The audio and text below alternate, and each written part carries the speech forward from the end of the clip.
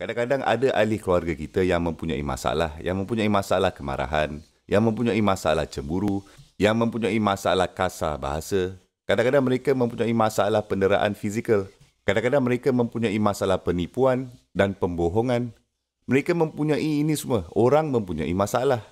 Dan siapa yang lebih mengenali keluarga selain daripada keluarga sendiri, kan? Oleh itu, jika anda perlu berjaga-jaga dengan seseorang, kadang-kadang anda mesti berjaga-jaga dengan adik-beradik sendiri. Ini berlaku. Dan ayah ini, Yaqub alaihissalam, mempunyai akal untuk mengetahui. Dengar, kamu perlu berjaga-jaga tentang abang-abang kamu. Jangan naif sangat. Anda masih muda, mereka lebih tua. Tapi jangan berbual perkara seperti ini dengan mereka. La tuqsus ru'yaka ala ihwatika. Mereka mungkin menyakiti kamu dalam beberapa cara dan itu bukan kesalahan mereka sepenuhnya. Inna syaitana lil insani aduwwum mubin. Iblis adalah musuh yang cukup besar. Musuh yang cukup terbuka untuk manusia. Iblis bukan hanya di sini antara anda dan orang-orang asing. Syaitan mahu merosakkan hubungan keluarga. Dia mahu menciptakan permusuhan antara abang dan abang, abang dan kakak, ayah dan anak, ibu dan anak perempuan, ibu dan anak, dan lain-lain dan sebagainya. Hubungan keluarga ini adalah tempat syaitan yang aktif, yang paling aktif. Itulah yang ingin dia hancurkan terlebih dahulu. Apakah kaedah terbaik untuk memusnahkan umat manusia? Kan? Hancurkan unit yang menyatukan manusia, sebuah keluarga. Jadi syaitan ini paling aktif dalam sesebuah keluarga. Dia paling aktif antara ibu bapa dan anak-anak.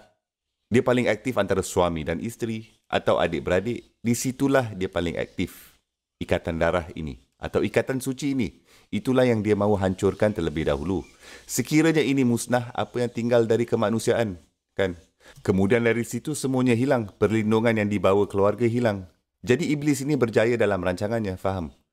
Perkara pertama yang Yaqub alaihissalam katakan kepada anaknya Yusuf alaihissalam adalah apa yang perlu diberikan perhatian. Dan dari situ lagi sesuatu yang kita pelajari mengenai kita dan anak-anak kita. Kita harus memberi amaran kepada anak-anak kita mengenai perkara yang harus mereka berhati-hati pada.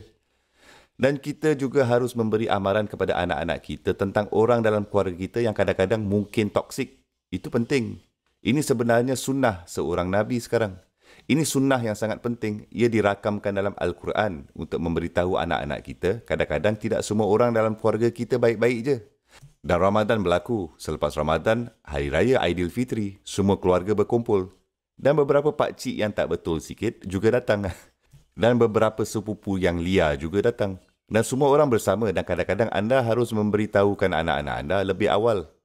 Inilah orang yang harus kamu jauhkan. Inilah yang harus anda berhati-hati pada. Anda harus memberi amaran dan mendidik mereka. Ini adalah dunia nyata. Anda harus mempersiapkan anak-anak.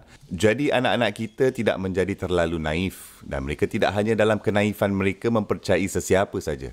Kerana ada yang boleh membahayakan mereka. Dan permulaan surah ini mengajarkan kita. Ialah keluarga tidak semestinya tempat yang selamat. Jangan naif. Itu sesuatu yang diberitahu oleh Al-Quran kepada kita dalam istilah yang sangat jelas. Subhanallah.